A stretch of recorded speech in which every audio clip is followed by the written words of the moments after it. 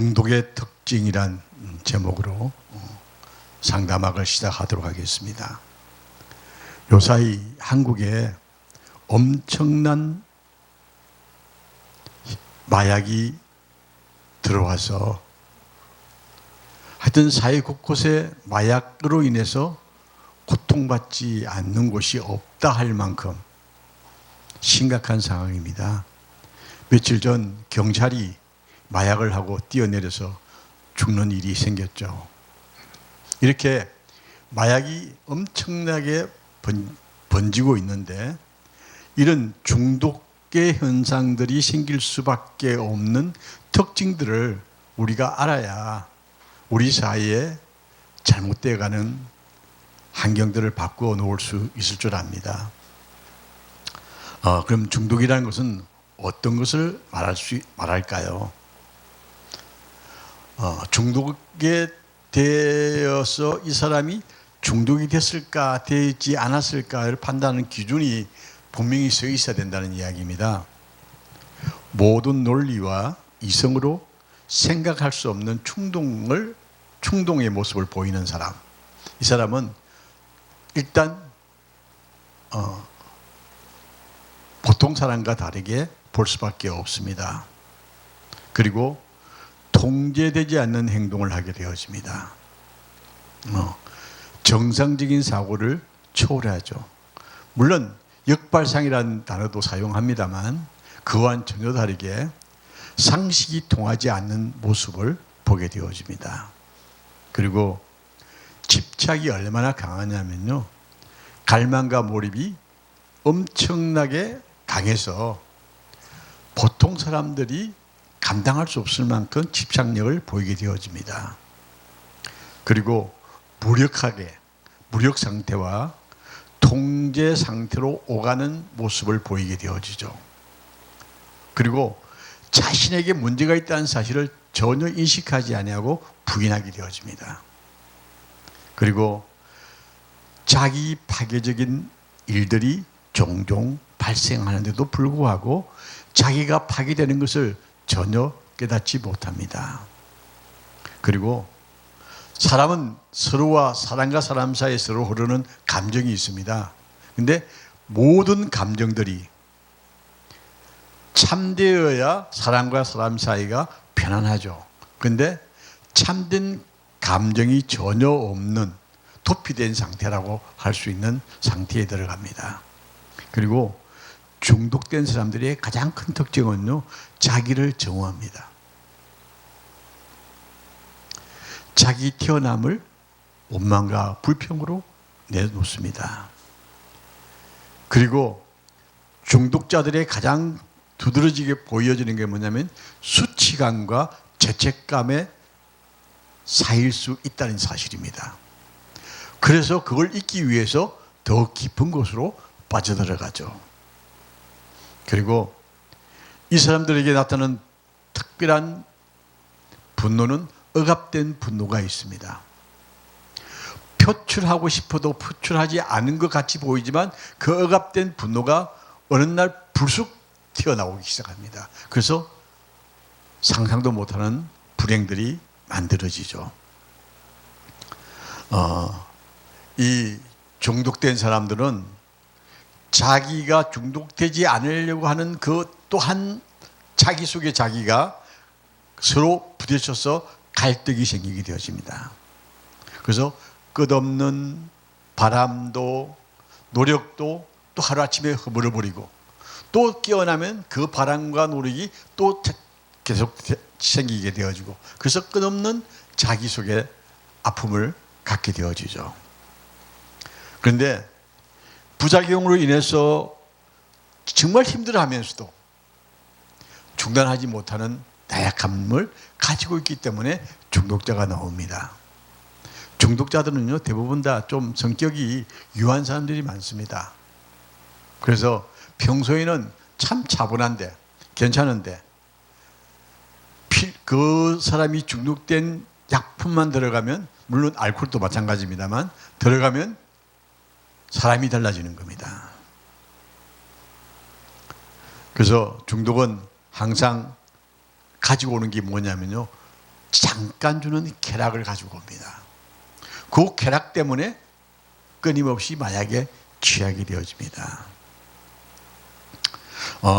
다른 모든 삶의 문제보다 중독적인 행위로서 그것이 우선화되어져서 그렇게 살아가는 사람들이 우리 주변에 많다는 사실입니다. 근데 그 이유가 뭘까요? 많은 것들을 들 수가 있습니다만 사회적인 문제가 가장 큰 원인이 되어집니다. 교회 속에도 여러분 영적으로 하나님 앞에 바로 선 사람이면 얼마나 좋겠습니다만 영적으로 바로 서지 못하면서도 교회라는 그 틀 안을 고수하려고 하는 사람들이 있습니다. 그런 사람들을 교회직이라고 표현도 할 수가 있는데, 이런 자기 중심화되어져 있는 이런 의식을 가진 사람들이 교회 중독이라는 단어로 접근해 볼 수도 있습니다.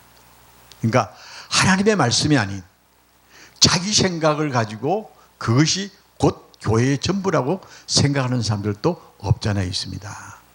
이게 교회를 파괴시키는 원인이 되어지죠. 교회에 이 갈등이 생겨서 사업이 일어나는 교회를 가만히 보면요, 그 중에 몇몇 사람들은 바로 교회 중독에 되어 있는 모습이 있습니다. 말씀의 중독이 아닙니다. 우리가 말씀의 중독이라 그러면 좀 표현이 좀 이상해집니다만, 말씀 속에 딱 들어가 있으면 세상에 어떠한 것이 쳐들어와도 흔들리지 않습니다. 근데 세상 것은요, 흔들릴 수밖에 없다는 사실입니다. 자, 그래서 모든 문제의 회복을 우리가 추구해야 되는데, 이 중독자가 반드시 느끼는 과정이기 때문에 보호자나 상담자는 유심히 보아서 이 사람이 어떻게 해야 치료가 될 것이냐, 치료 과정을 잘 다듬어야 할 줄로 압니다. 중독자는 먼저 부인하는 모습이 제일 문제가 다가옵니다. 그래서 부인이라는 단어가 필요하다고 저는 생각합니다. 중독자에게 나타나는 특징 가운데 가장 큰 특징이 하나가 뭐냐면 방어 기제를 철저하게 한다는 사실입니다. 자기가 하는 행위가 나쁘다고 알면 스스로 막 숨기기 시작합니다. 그래서 물으면 난 그런 적 없어, 그런 적 없어, 나 안 해, 뭐 이렇게 부인하는 게 기본입니다. 근데 이건 무의식적으로 작동되어지는 겁니다. 자기 방어 기제입니다. 사람들이 자기를 나쁘게 볼까 싶어서 항상 방어하려고 하는 자세가 나온다는 것이죠. 그래서 이런 사람들은 무의식적으로 자기를 방어하다 보니까 무엇이 나오냐면요, 속임이 나옵니다. 거짓이 있다는 겁니다. 이 거짓이 툭툭 튀어나오면 그 사람을 상대하는 사람은 어떤 걸 느낄까요? 실망감이 오는 거죠. 내가 너한테 이렇게 하는데 네가 왜 이렇게 하느냐, 이렇게 실망하면서 아파하게 되어지고, 그리고 상처를 받아서 멀어지기 시작하는 겁니다. 그래서 중독자가 되어지면요, 주변에 사람이 없습니다. 가족들도 싫어합니다. 그럼 어떻게 하겠습니까? 그러니까 거짓말을 끊임없이 하는 거예요. 자기는 안 한다, 안 하는, 이렇게 할 거야, 이렇게 할 거야, 이런데도 돌아서면 또 그 행위를 하게 되어지는 것입니다. 그래서 부인하는 것은 두 가지를 들 수가 있습니다.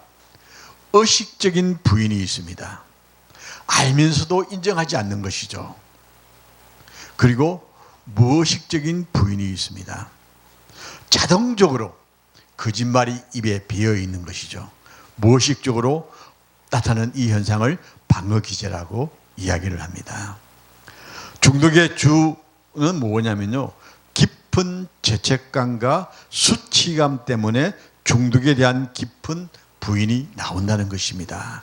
그래서 거짓말이 불쑥불쑥 나오는 겁니다. 중독자들은 거짓말이 몸에 배어 있습니다. 우리가 사람과 사람 관계 속에서 거짓말을 잘하는 사람을 보면요, 그 사람은 어딘가 모르게 깊은 아픔을 안고 있습니다. 이 부인을 하는 사람은 망상 비밀을 갖고 있습니다. 어떤 말이냐면요, 자기 혼자 상상해서 만들어 놓은 자기가 가지고 있는 비밀이 있습니다. 이 망상 비밀로 인해서 교활한 모습을 보여주죠. 이 중독자들은요, 얼마나 교활하냐면요, 상대를 어떻게든 뛰어넘는 거짓말을 하기 시작합니다. 그리고 합리화는 뛰어납니다. 그래서 쾌락이 출중하다 그렇게 표현을 해봅니다만, 하여튼 잔머리를 잘 부린다고 그럴까요? 상대를 어떻게든 이해를 시키기 위해서 거짓말을 하는데, 이 합리화시키는 모습이 보편 사람들하고는 다른 모습을 가지고 옵니다. 그래서 이러한 것들은 모든 중독자들에게 나타나는 현상들입니다. 우리 주변에 많이 볼 수 있는 사람들이, 이 마약 중독자들은 여러분 쉽게 많이 못 본다고 하는데, 가만히 보면요, 우리 생활 주변에 그런 중독된 사람들이 조금씩 보기 시작합니다. 그렇다는 이야기는 뭐냐면요, 우리 사이에 마약이 깊이 들어와 있다는 겁니다. 그래서 독일 같은 경우는 이제는 마약을 갖다가 보편화시킨다고 합니다. 하지 말라고 아무리 말려도 많은 사람들이 마약에 중독이 되니까 이건 이제 어쩔 수 없어, 합리화하자, 합법화하자. 합법화하는데 조건이 뭐냐? 약값을 올리고 이 사람들이 쉽게 접근하지 않도록 하는 게 필요할 것 같아. 너무 많이 퍼지기 시작하니까 어쩔 수 없는 겁니다. 우리나라도 이제 멀지 않아서 그런 현상이 생길 겁니다. 자, 그럴 때 어떻게 해야 되겠습니까? 그래서 이러한 중독자들의 자기의 교활함과 많은 비밀과 그리고 합리화하는 결합된 모습들 때문에 중독자는 은폐된 이중적인 삶을 살아갈 수밖에 없다는 사실입니다. 중독자는 자신의 행동에 대한 진실을 전적으로 말하는 경우가 없기 때문이죠. 그래서 중독자는 일단 거짓의 아비의 조종을 받는다, 그렇게 생각하면 좋겠습니다. 그래서 영적으로 우리가 보면 귀신 들린 자라고 표현할 수 있을 만큼 교활하다는 이야기입니다. 그러니까 우리가 우리의 영성들을 항상 깨워야 하는 이유는 딴 게 아닙니다. 그런 거짓들을 보아야 합니다. 그래야 우리가 삽니다. 나도 모르게 그들에게 속아 넘어갑니다. 그러니까 속지 않으려면 어떻게 해야 됩니까? 우리가 영성이 끼어 있어야 되거든요. 이제 영성이 끼어 있으라는 표현보다는 우리가 영적 분별력을 가져야만이 가능하다는 이야기입니다. 중독자는 자신의 행동에 대한 진실을 전적으로 말하는 경우가 없다고 말씀을 드렸는데, 그 이유는 뭐냐면 수치스러운 자기의 모습을 보이지 않기 위해서 중독적인 자들은 그렇게 자기를 감추기 시작합니다. 그들은 실제로 일어나는 일을 축소하거나 부인하면서 거짓말로 일관하게 되어지죠.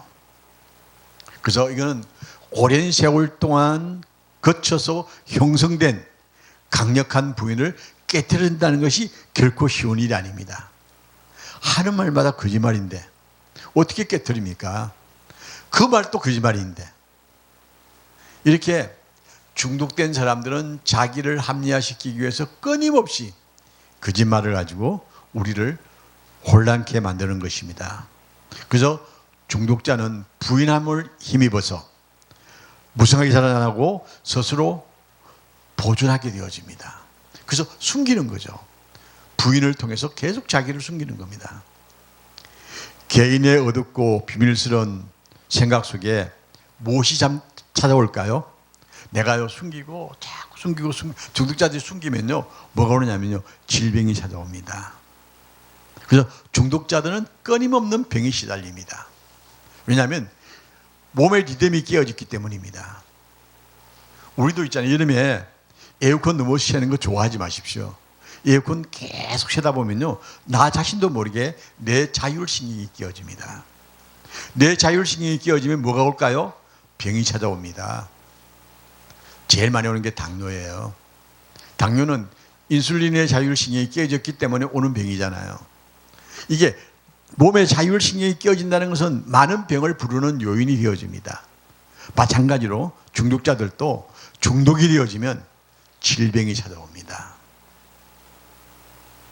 그래서 질병이 자리를 잡기 시작하면 밝고 분별하며 빛 가운데 나갈 수 있는 의식을 점차 잃어버리기 시작합니다.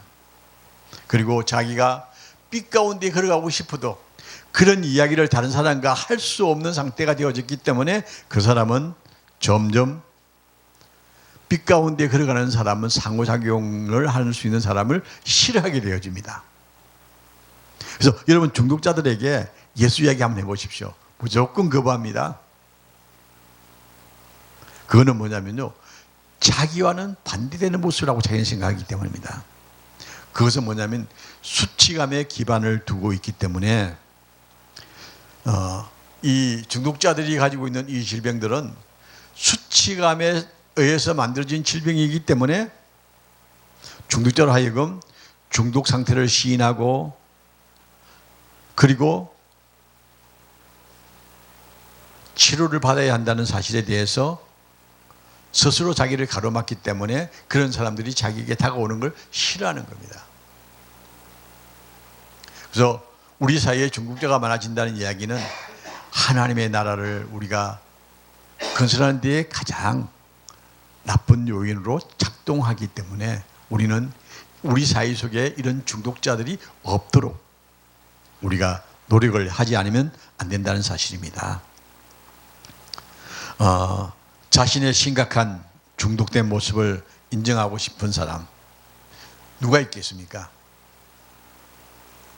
그렇기 때문에 언제나 부인하고 축소하고 합리화와 같은 그런 모습을 잘 만들어서 자기 스스로 자기를 방어하려고 하는 방어 기제가 형성된다는 사실입니다. 사회적으로 잘 수용되지 않는 중독일수록 부인의 수치는 더 깊습니다. 그래서 어떤 부인을 많이 할까요? 무조건 거부하는 부인이 많습니다. 그리고 축소합니다. 망각하죠. 잊어버리려고 합니다. 회피합니다. 그리고 만약에 넌 중독자라면 나는 그런 건 아니고 술은 조금 많이 먹어. 뭐 간접적 시인하는 방법이 있죠. 나 마약하는 거 아니야. 마약 안 하고 나는 마약하는 친구한테 조금 한번 얻어먹어봤어. 뭐 이렇게 간접적 시인을 하기 시작합니다. 그리고 변명을 엄청나게 잘합니다. 금방 했던 말도 또 새롭게 바꿔서 말하는데 듣는 사람이 그냥 맞는 것 같아. 근데 가만히 생각해보면 목사님 말씀하실 때 그랬죠. 집에 돌아가서 가만히 생각해보면 그놈이 거짓말 했구나 느끼거든요. 거짓말을 그렇게 잘합니다. 그런데 부인하면 할수록 수치감과 함께 중독은 지속되어진다는 사실입니다. 이렇게 부인을 하면 할수록 누구도 중독자를 도와줄 수가 없게 되어지죠. 그래서 중독자는요 스스로 극복할 수가 없습니다. 누군가의 도움이 필요합니다. 근데 가족이요 얼마나 고통스러울까요? 그런데 가족이 그렇게 고통스러운데도 그 고통을 이해를 하는 척하면서도 자기를 도와주는 것만 기다리는 상태가 되어집니다. 중독자가 되어지면 자기 생각밖에 없어요. 자기가 어떻게 하면 좀 더 잘 지낼 수 있는가 그 생각 외에는 다른 아무런 생각을 하지 않습니다. 그래서 치유가 일어나려고 하면요 반드시 이 부인하는 걸 깨뜨려야 합니다. 중독된 그 행동에 있어서 부인을 하는 건 영역이 7가지 영역으로 볼 수가 있습니다. 자기가 중독되어서도 절대 중독됐다는 이야기를 안 합니다. 문제를 부인합니다. 그리고 온 가족의 고통 원인을 부인합니다. 여러분 집안에 중독자가 하나 생기면요 그 가족 전체가 상처를 입습니다. 근데 그거 인정 안 하려고 그래요. 내가 어땠는데 난 아무것도 안 했어. 이제 예를 들어서 알코올 중독이라고 합시다. 술 먹고 행동하는 거 자기는 기억 못 할 때가 많아요. 이미 내가 파괴가 왔거든요. 이 중독이 되면 내가 파괴가 와요. 내가 파괴가 되면 온몸이 다 파괴되는 겁니다. 자기는 그런 적 없대요. 뭐 어떻게 해요? 없다는데. 근데 상처 입은 사람은, 정상적인 사람은 조그만 상처에도 굉장히 민감하잖아요. 아픔이 드는. 그래서 멀어지는 거예요. 그래서 가족들이 다 떠나갑니다. 얼마나 불행입니까?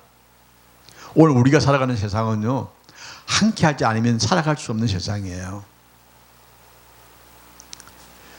그리고 현재의 관계에 대한 부인이 많습니다. 지금 내 상태를 갖다가 인정하지 않으려고 하죠. 부인하는 거죠.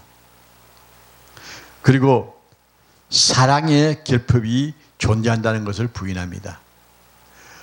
자기한테 딱 그 부모님들이 이제 자식을 버릴 수가 없으니까 그 자식을 하죠. 그럼 당신만 있으면 돼.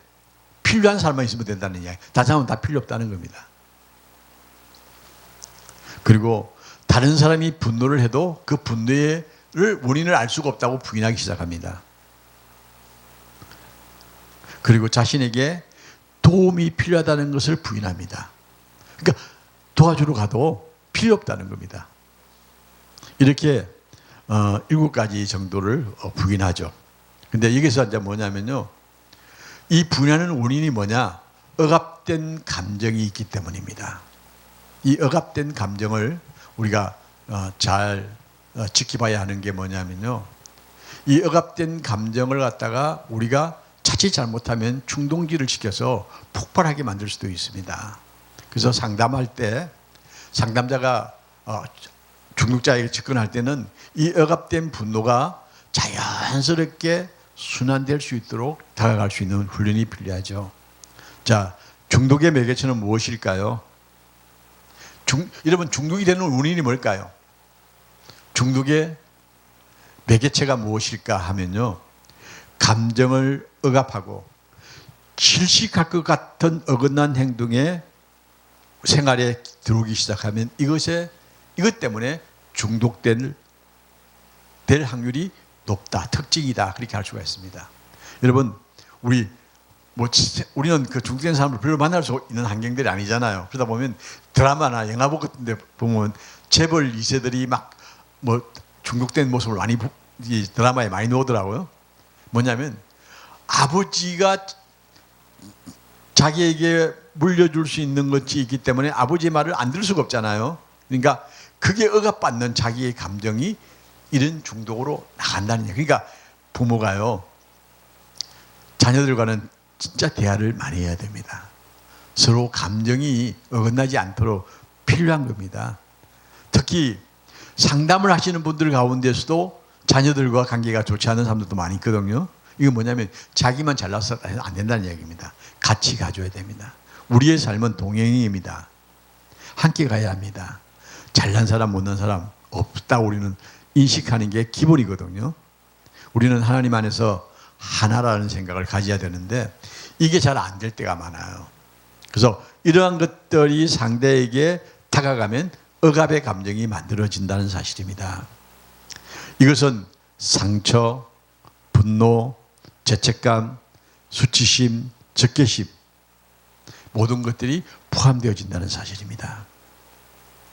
고통스러운 감정을 건강한 방법으로 해소하기보다는 중독적인 경험이 주는 고치감으로 일시 처방을 하게 되어진다는 이야기죠.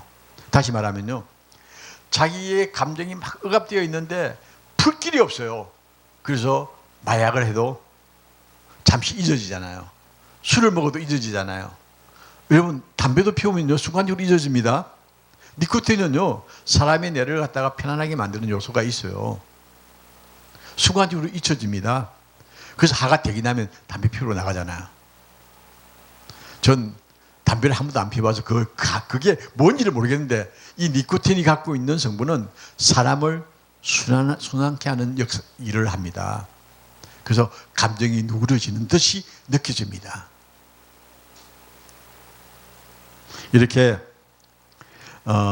그런 환경들이 주어지면 그게 하루 이틀 사이어지기 시작하면 중독이란 가운데에 빠지게 되어지죠. 고통스러운 감정을 건강한 방법으로 해소되기보다는 중독적인 경험해 주는 고치감으로 일시 처방을 하게 되는데 우리는 어떻게 해야 되나요? 우리는 억압된 감정이 우리 속에 들어오기 시작할 때 어떻게 해야 될까요? 기도해야죠. 우리는 기도로 풀어야 됩니다. 기본적인 자세예요. 그리고 말씀 안에서 찾아내어야 합니다. 그러면 우리는 기쁨을 느끼죠. 주님이 주시는 기쁨은 평안이라고 했습니다. 여러분 마음이 늘 평안하시기를 주의 이름으로 축원합니다. 왜냐하면요, 그 평안이 있어야 세상의 것들이 들어오지 않습니다. 주님이 주시는 평안이 우리를 늘 충만케 하시는 역사가 있기를 간절히 비는 마음으로 이 시간을 생각을 해 나가겠습니다. 그래서 중독자의 참된 감정을 앗아가는 것이 뭐냐면요, 억압된 감정입니다. 그것은 필수적인 감정을 가장하거나 은폐하여 결국 사람으로 하여금 온전한 인간이 살아가는 삶을 가로막는 그런 감정으로 바뀌게 되는데 그걸 억압된 감정이라고 표현을 합니다. 여러분 살면서요, 화를 내고 싶은 일이 있을 때가 있습니다. 그런데 그 화를 내서 우리가 유익하다면 내야 되겠죠. 근데 유익한 게 없다는 사실입니다. 우리는 언제나 말씀으로 내에 억압되어 주시는 감정들을 잘 다스릴 수 있는 훈련이 필요해요. 그 훈련이 되어진 사람은요, 누가 뭐라고 해도 흥분하지 않습니다. 누가 뭐라고 해도 자기 감정 표출을 하려고 하지 않습니다. 왜냐하면요, 내 속에 계신 주님의 모습이 나를 통하여 나타날 수 있기 때문입니다. 그런 가정까지 갈 수 있다 그러면 그 사람은 행복한 사람입니다. 자, 감정을 표현하고 치료하는데 어려움이 생길 수 있는 일은 뭐냐면요, 고통스러운 감정에서 도피하고 감정적 고잠을 얻기 위해서 즉각적인 만족감과 속성 처방에 의존하려고 끊임없이 시도할 수 있는 것은 우리 믿는 자들에게는요, 말씀과 기도라는 사실입니다. 근데 세상 사람들은 그게 없거든요. 그게 없으니까 어떻게 해야 됩니까?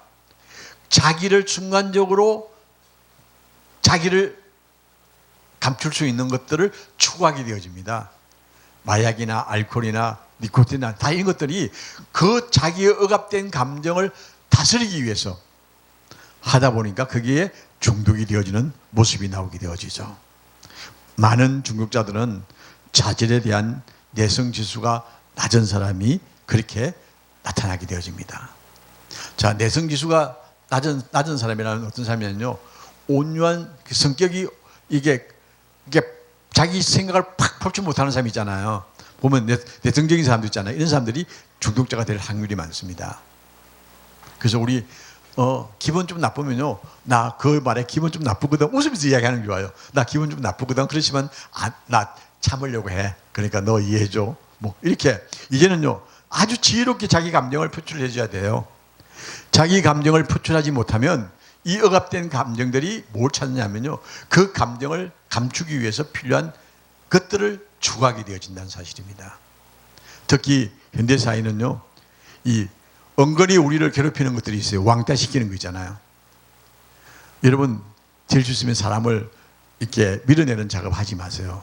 왕따시키면요, 나는 그 순간적인 장난삼아 하지만 상처받는 사람은 엄청난 상처가 됩니다. 그 억압된 감정이 생기기 시작하는 거예요. 교회에서도 그런 거 없는 것 같죠? 많습니다. 우리 정말 주님의 사랑으로 모든 사람들을 포용할 수 있고, 그리고 상처 입으면 표출할 수 있는 도구를 만들어야 되는데, 저 같은 경우는 제일 좋은 게 기도하는 게 제일 좋은 것 같아요. 제가 아는 방법은 그거밖에 없어요. 화가 되긴 하면 그냥 엎드리고 앉아서, 하나님 저놈이 저렇게 이야기했는데요, 어쩌면 좋겠습니까? 저놈 치기라 소리는 못하겠고요. 그러면서 이제 이야기를 하는 거죠. 근데 그렇게 이야기하고 나면 좀 풀어져요. 근데 하나님 앞에 그 이상한 표현을 하면 좀 이상하겠지만은, 감정적으로 생길 때 욕도 해요. 근데 하나님, 내가 이런 마음입니다. 근데 자, 이제부터 그런 말 안 쓰겠습니다. 그렇게 이제 욕을 안 하는 습관을 들이는 거 여러분 중요합니다. 욕은요, 습관적으로 순간적으로 팍 튀어나와요. 그래서 요건 우리가 순화된 말을 잘 사용하는 것도 그것도 지혜거든요.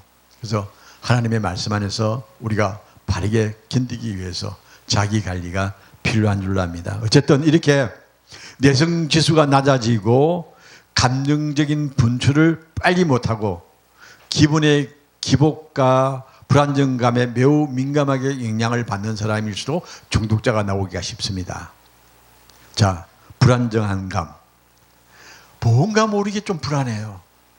그리고 이 성격이 좀 내성적인 사람들은요, 자기 내일에 대해서 고민을 정말 많이 해요. 우리는 내일 걱정하지 말아야 되잖아요. 그죠? 우리는 근데 걱정 안 할 수 없잖아요. 오늘 말씀 중에 참 은혜로운 말씀을 하셨는데, 우리가 안식일 날 필히 안식일 물건까지 토요일 날 다 준비를 해야 되는 건 정말 맞는 것 같아요. 이 주일날 보면요, 예배 마치고 어디 가자는 사람들 참 많아요. 근데 저도 요새 가끔 많이 따라가거든요. 그래서 오늘 말씀 들으면서 정말 안 해야지.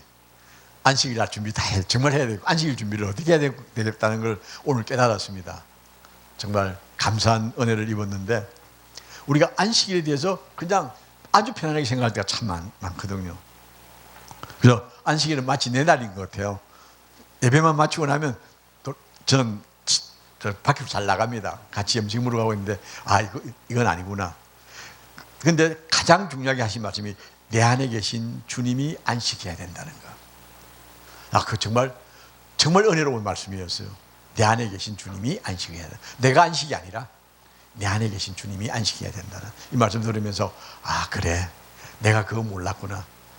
내 혼자 주일을 잘 지켰다고, 예배 다 마쳤다고 놀러 다니는 거 이거 바람직하지 못한 거였구나 하고 저 오늘 은혜를 참 많이 입었습니다. 근데 오늘 이렇게 되어지면서 중독자들은 일관성 없는 상태에 빠지기가 쉽습니다. 억압된 감정은 치료 과정에서 분명하게 표면화되어져야 되는데, 이 표현되어지는 감정들을 경험하고 느끼고 그걸 고쳐야 되는데 그걸 안 보여주는 겁니다. 그 억압된 감정이라고 그러죠. 그래서 이 억압된 감정은 왜 생기느냐? 억압된 감정이 생기는 원인은 죄책감입니다. 중독자는 죄책감과 수치감이 누르는 무거운 짐을 느낍니다. 죄책감과 수치감을 피하기 위해서 더 중독화되어지기 쉽죠. 죄책감이란 뭔가 잘못된 것을 행했을 때에 생기는 주체적인 감정이나 참된 도덕적 죄책감은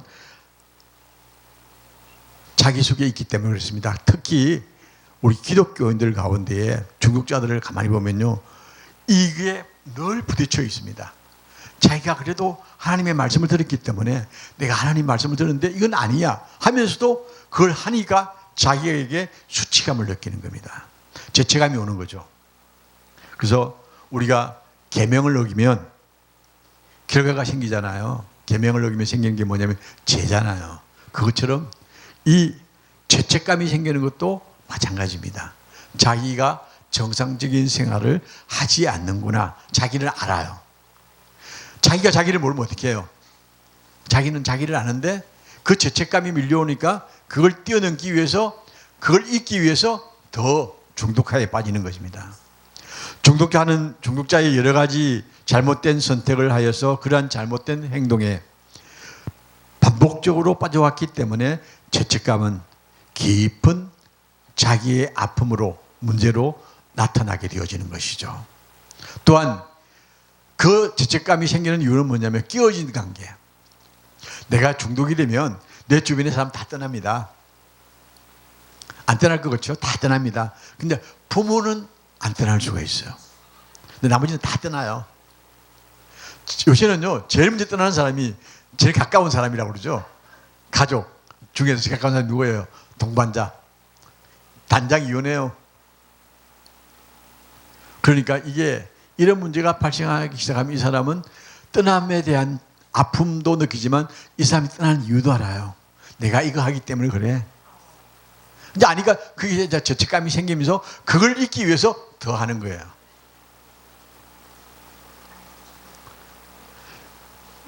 그리고 이 끼어진 관계에, 그리고 자기 스스로 자기를 기만하는 거, 그리고 자기의 욕심, 정욕이라고 표현해야 되겠죠. 그리고 자기 중심성, 그리고 기타 여러 가지로 나서는데 기독교인 입장에서는요, 우상 숭배를 하고 있는 자기의 모습을 보는 거예요. 자, 우리 십계명에서 제일 중요한 게 뭐예요? 우상을 섬기지 않는 거 아니겠습니까? 근데 자기가 우상을 섬기고 있다는 자기도 알아요. 알코올을 섬기게 되는 거예요. 그리고 마약을 섬기는 거예요. 그거 없으면 안 되니까. 우리가 섬김이 뭐예요? 섬기면 딴 거 아니에요. 대상이에요, 대상. 술이 없으면 안 되면 그건 이미 술이 신이 된 거예요. 마약이 없으면 안 되는 건 이미 그게 마약이 자기 신인 거예요. 이런 상태가 되니까 하나님을 알았던 사람은 그 이중적인 구조 때문에 갈등할 수밖에 없고 아파할 수밖에 없다는 사실입니다. 많은 중독자들은 반복해서 행한 자신을 자책도 하지만 중독에서 결코 자유롭지 않는 자기를 보게 되어집니다. 그래서 죄책감이 더 쌓일까요? 안 쌓일까요? 더 쌓이죠. 그래서 또 그 갈등하면서 또 더 하는 거예요. 이게 이제 끊임없이 반복이에요. 중독자는 필연적이에요. 자기 자책감이 더 자기를 웅덩이로 몰아갑니다. 그게 누가 지키는 걸까요? 악한 마귀는 항상 그렇게 유도합니다. 그래서 우리가요, 회개할 수 있는 거 진짜 하나님 앞에 복입니다. 회개할 수 있다는 게 얼마나 행복한지 몰라요. 철저하게 회개하고 나면요, 죄가 내 속에 없잖아요. 그러니까 행복한 겁니다. 그런데 중독자들은요, 이 죄책감이 끊임없이 자기를 물고 들어갑니다. 그 죄책감으로 인해서 손상된 양심, 그리고 중독자라고 할지라도 그 사람의 가장 깊은 곳에 내적 존재, 끝없이 고뇌하는 겁니다. 그러니까 아파하니까 어떻게 돼요? 죄책감이 쌓이니까 또 하는 거예요. 벗어나기 위해서. 계속 연속된 모습입니다. 거짓 죄책감도 있어요.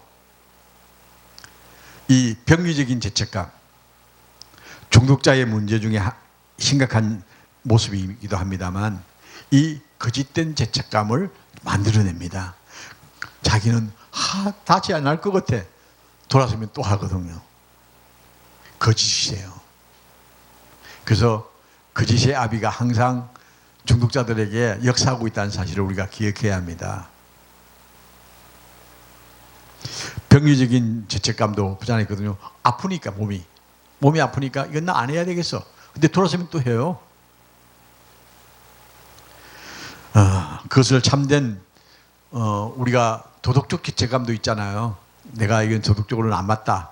이거 우리가 항상 자기 모습. 근데 기준이 하나님의 말씀에서 우리가 죄책감을 느껴야 되는데 자기 생각 속의 죄책감 속에 빠질 때가 있습니다. 그래서 우리는 늘 하나님 앞에 기도하면서 내 속에 악한 것들이 틈타지 아니하도록 훈련이 늘 필요하다는 말씀을 드리면서, 우리가 죄책감이 오는 것은 뭐냐면요, 문화예요, 문화. 그리고 가족관계. 그리고 우리 교인들은 뭐냐면 가치관을 어긴 거 아니겠어요? 하나님의 말씀에 위배되니까 우리 가치관이 무너지는 거죠. 그리고 교회관이 어그러지기 때문에 어쩌면 수치감과 유사한 부분으로 오게 되어집니다. 그래서 죄책감은 어찌 보면 수치감과 사촌간이라고 해야 될 것 같아요. 그래서 수치감에 대해서 우리가 생각해 보면요, 수치감은 좀 더 일반적인 감정이 있어요. 내가 뭔가 잘못된 것을 행했을 때, 그것을 내가 깨달았을 때 생기는 고통, 창피함, 자기 거절, 자기 증오, 이게 포함된 게 수치감이에요. 야, 내가 이것밖에 안 돼? 내가 이거 오늘 안 하려고 했는데 또 했네? 요새 내가 이상한 유혹을 받는데요, 어떤 사람이 그래요. 야, 너 이제 은퇴했잖아. 술 한잔 하자. 그런 사람이 있어요. 그래서 내가 웃으면서 그래요. 야, 내가 70평생 안 먹었는데 왜 이제 먹냐? 안 먹어. 이제 그러는데 이제 친구들이 그래요. 야, 이제 목사 아니잖아. 목사 아니잖아. 괜찮아. 먹자. 참, 그 생각해보면 재밌는 표현인 것 같은데, 그럴수록 우리는 나를 다 잡아야 된다고 생각합니다. 술 한 잔이 문제가 아니에요. 그 술로 인해서 깨어지는 나를 보는 거예요. 나의 깨어진 자상을 볼 수 있는 자세가 되어지면요, 흔들리지 않는다는 사실입니다. 우리 한번 무너지면요, 회복할 수 없어요. 그래서 하나님 앞에 바른 모습을 가지는 것 참 중요하다고 생각하는데, 어쨌든 수치감은 자기 정오도 포함되기 때문에 내가 왜 그걸 했을까? 이부터 시작합니다. 그럼 수치감이 들어오는 거예요. 공무원들이 범죄해가지고 잡혀가는 사람들 보면 대부분 다 그래요. 내가 왜 그 유혹에 넘어갔지? 그 수치감이거든요. 자기가 지켜야 할 걸 지키지 못했기 때문에 오는 아픔입니다. 그래서 수치감은 모든 불안이나 죄책감, 병리적인 것은 아니지만은, 병리적인 것이 아니라고 해서 우리가 그걸 나쁘게 생각하기보다는 가장 긍정적인 면과 부정적인 면이 병을 만들어내기 때문에 이것이 우리 속에 병존한다는 겁니다. 같이 있다는 겁니다.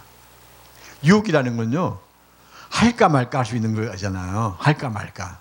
근데 내가 말씀에 딱 서가 있으면 흔들리지 않습니다만, 말씀에 안 서 있으면 흔들리는 거예요. 특히 이제 나이가 들면서 느끼는 게 뭐냐면요, 세상적인 유혹은 별로 이제 안 느끼는 것 같아요. 근데 미래를 생각하면 우리 사이가 물질이 없으면 안 되는 사이가 되잖아요. 그러면 그런 유혹들이 따라오게 되어져 있어요. 그럼에도 불구하고 이제까지 지켜왔던 거, 지킬 수 있는 것도 참 중요하다고 생각을 합니다.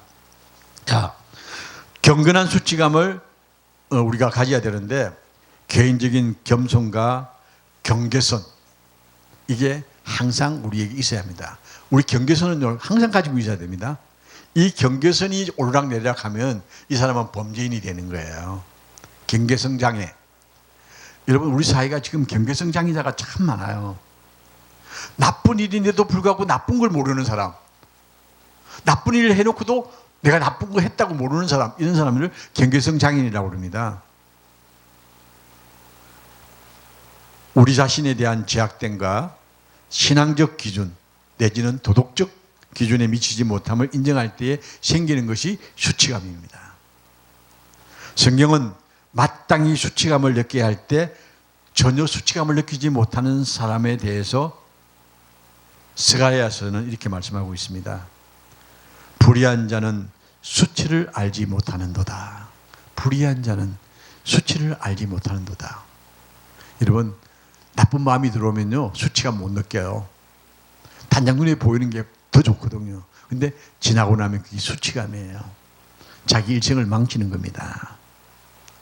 이렇게 우리는 수치감에 대해서 많이 고민하고, 내가 수치감을 느끼지 않도록 하기 위해서 죄가 내 속에 들어오지 아니하도록 항상 자기를 세울 수 있는 자세가 필요하죠.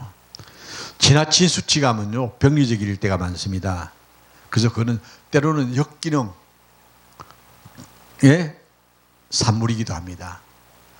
우리는요, 그리스도인이 참 행복하다고 생각하는 게 그거예요. 하나님 앞에 고백하고 나면요, 수치감이 안 생겨요. 수치감이 없다는 건 그만큼 당당하다는 이야기가 될 것 같습니다. 그래서 수치감은요, 모든 중독의 뿌리라고 합니다. 수치감이 들어오면 그걸 피하기 위해서 세상 것 속에 들어가는 거예요. 술 먹는 사람들도 대부분 수치감 때문에 술 먹는 사람도 있거든요. 아, 내가 오늘 더러운 일을 했구나, 내가 이제 잊어야지, 술 먹는 사람도 있다고 그러더래요. 수치감은 중독의 원인입니다. 중독의 원로라고 할 수가 있습니다. 원로. 중독자는 자신의 삶에 대해서 느낄 때 자신이 완전히 실패자라고 깊은 느낌을 가질 때에 수치감은 들어오기 시작합니다. 그래서 이것은 더 많은 수치감을 불러일으킵니다. 더 깊은 중독에 빠질수록 자극하는 게 바로 수치감이라는 겁니다.